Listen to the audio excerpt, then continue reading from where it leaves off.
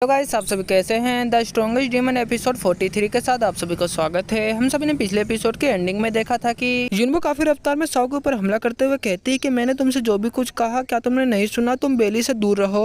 युनबो जैसी साओ के ऊपर हमला करने वाली होती, साओ युनबो का हाथ पकड़ते हुए कहता है कि लंबे समय से नहीं देखा छोटी लड़की। युनबो साओ की तरफ देखते हुए कहती है क्या आप मेरे मास्टर के दोस्त हैं। हमें उसके बाद डेमोलोड का सीन दिखलाया जाता है। डेमोलोड साओ का हाथ पकड़ता हुआ देखकर डेमोलोड का गलतफहमी हो जाती है। डेमोलोड चिल्लाते हुए कहता है कि तुम कौन हो, तुम युनबो को जान दो। साओ युनबो का हाथ छोड़ते हुए डेमोलोड की तरफ देखते हुए कहता है कि मैं हेवेलिंग मोमेंट्स पैलेस का मास्टर हूँ, मेरा नाम साओ है। यह सभी बातें सुनने के बाद डेमोलोड चौंकते हुए अपने मन में सोचते हुए कहता है कि हेवेलिंग मोमेंट्स पैलेस का नेता, क्या उस शहर को पहले ही नष्ट कर दिया गया है, लेकिन इसका नेता कैसे जिंदा हो सकता है। हमें उसके बाद युनबो का सीन दिखलाया जाता है। युनबो बेली को उठाते हुए कहती है कि क्या बेली तुम ठीक हो, लेकिन बेली वहाँ से नहीं उठ रही होती है। युनबो काफी ज्यादा घबराते हुए पीछे पलटते हुए डेमोलोड से कहती है कि जेयू बेली पूरी तरह से बेहोश हो चुकी है। युनबो की सभी बातें सुनने के बाद डेमोलोड साओ की तरफ से जैसे ही देखकर आगे बढ़ता है, साओ डेमोलोड को जाने के लिए जगह दे देता है। डेमोलोड वहाँ से भागते हुए अपने टी शर्ट में से एक मैजिकल पोशन जैसे निकालता है। डेमोलोड काफी ज्यादा चौंक जाता है। डेमोलोड जैसे अपने पीछे महसूस करता है, डेमोलोड कहता है कि ऐसा कैसे हो सकता है, मेरे पीछे से वेई वांग चेन की क्यों आ रही है। डेमोलोड युनबो से कहता है कि युनबो तुम इस पोशन को यहाँ से ले जाओ।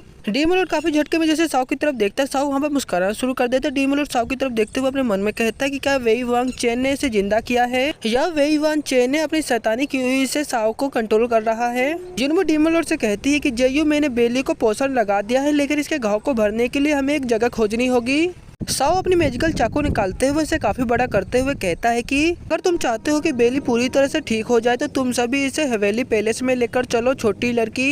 युनबो डेमोलोड की तरफ देखते हुए कहती है कि यह काफी ज्यादा अच्छा है, चलो चलते हैं जेयू। डेमोलोड युनबो से कहता है कि ठीक है, सबसे पहले हमें रोमा और जियांगो को अपने साथ लेकर चलना होगा। डेमोलोड अपने मन में सोचते हुए कहता है कि वेई वान चेन तुम क्या चाल चल रहे हो, मैं तुम्हारी चाल को देखना चाहता हूँ। मैं दिखलाया जाता है कि आसमान के ऊपर साओ युनबो रोमा जियांगो और डेमोलोड तलवार के ऊपर बैठते हुए पैलेस की तरफ जा रहे होते हैं। जियांगो आसमान से सभी नजारों को देखते हुए कहती है कि यह सभी चीज काफी ज्यादा कमाल का है, मेरे हनी इधर तो देखो। साओ जियांगो से कहता है कि जब हम स्वर्गीय पैलेस में पहुंच जाएंगे तो वो भी तुम्हें काफी ज्यादा पसंद आएगा। ये सभी बातें सुनने के बाद जियांगो काफी ज्यादा खुश होते हुए कहती है कि सही में। साओ जियांगो की तरफ देखते हुए युनबो से कहता है कि क्या उस लड़की को उसके पिता ने ऐसी बात करना सिखाया है। युनबो कहती है कि हाँ। डेमोलोड साओ की तरफ देखते हुए रोमा से कहता है कि रोमा क्या तुम उसके बारे में जानती हो कि वो कौन है। रोमा साओ की तरफ देखते हुए कहती है कि 7 साल पहले युनबो और मैं साओ को मार्शल आर्ट में देखा था। उस समय वो स्वर्गीय महल का केवल एक शिष्य था। सभी ने उसके बारे में कुछ साल पहले सुना था कि उसने दुनिया में घोषणा की कि वो डीमन संप्रदाय को हरा दिया है, लेकिन उस युद्ध के समय उसके मास्टर ने अपना दम तोड़ दिया। वो बदला लेना चाहता है। रोमा की सही बातें सुनने के बाद डेमोलोड अपने मन में सोचते हुए कहता है कि क्या उसने डीमन संप्रदाय को हरा दिया, लेकिन कहानी के अनुसार उसका मरना तय था। डेमोलोड साओ की तरफ देखते हुए कहता है कि युनबो और बाकी लोगों को मुझे बताना होगा कि साओ से सावधान रहे।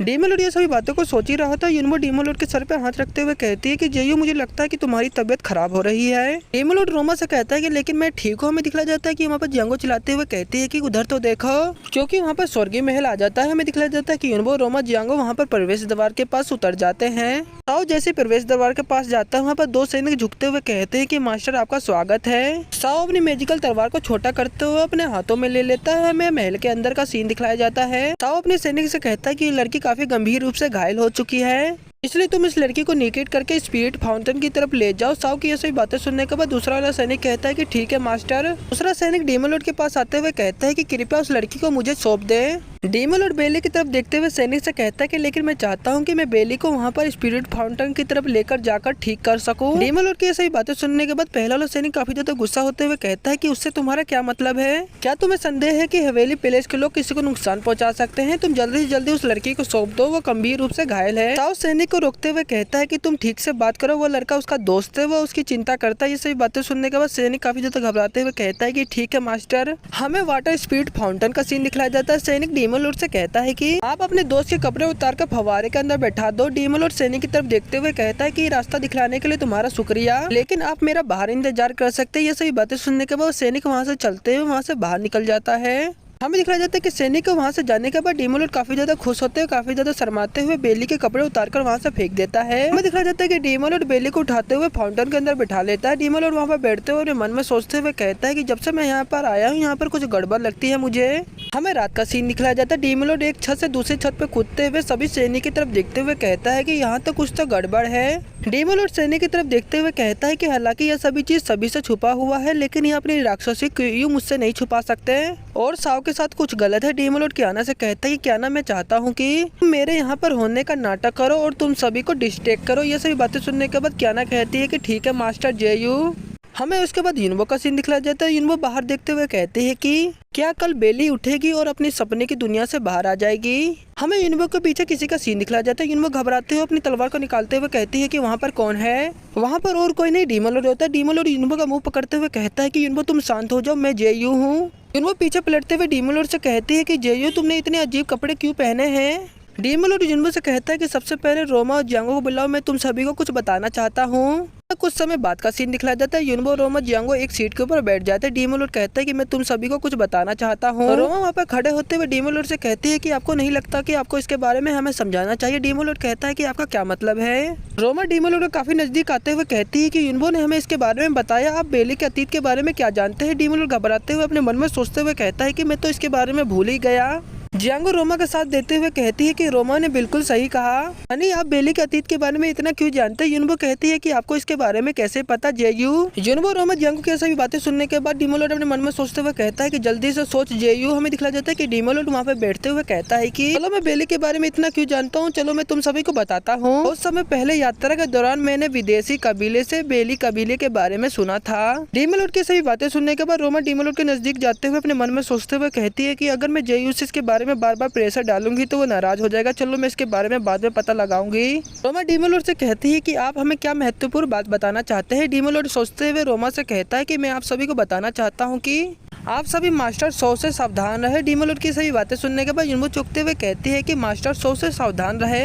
रोमा डीमोलॉर्ड की तरफ देखते हुए कहती है कि क्या जेयू तुम्हारी तबीयत खराब है। जियांगो कहती है कि सही में। डीमोलॉर्ड कुछ सोचते हुए युनबो, रोमा, जियांगो से कहता है कि मुझे दो बात की बहुत ही ज्यादा चिंता है। पहली बात, सपने देखने वाला राक्षसी जानवर मरने के बाद अपनी राक्षसी क्यू को बाहर छोड़ देता है। डीमोलॉर्ड की सभी बातें सुनने के बाद रोमा युनबो की तरफ देखते हुए कहती है कि क्या सही में युनबो ऐसा है। युनबो रोमा से कहती है कि जेयू बिल्कुल भी सही कह रहा है, लेकिन मुझे इसके बारे में ज्यादा कुछ नहीं पता।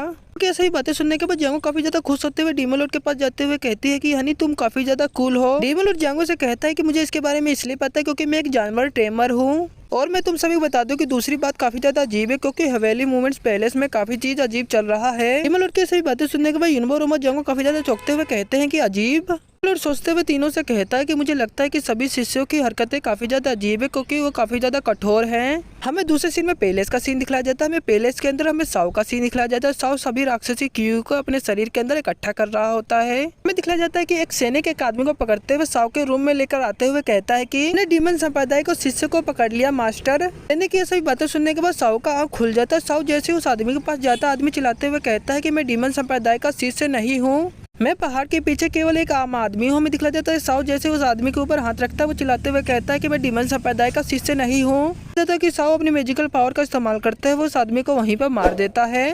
काफी ज्यादा खुश होते हुए क्रीपी स्माइल देते हुए कहता है कि आज मैंने एक डीमन संप्रदाय शिष्य को मार दिया, ये काफी ज्यादा अद्भुत है। इसी के साथ ये एपिसोड यहीं खत्म होता है। हमें अगले एपिसोड में डीमोलॉर्ड और फाल्कन का फाइट का सीन दिखलाया जाएगा।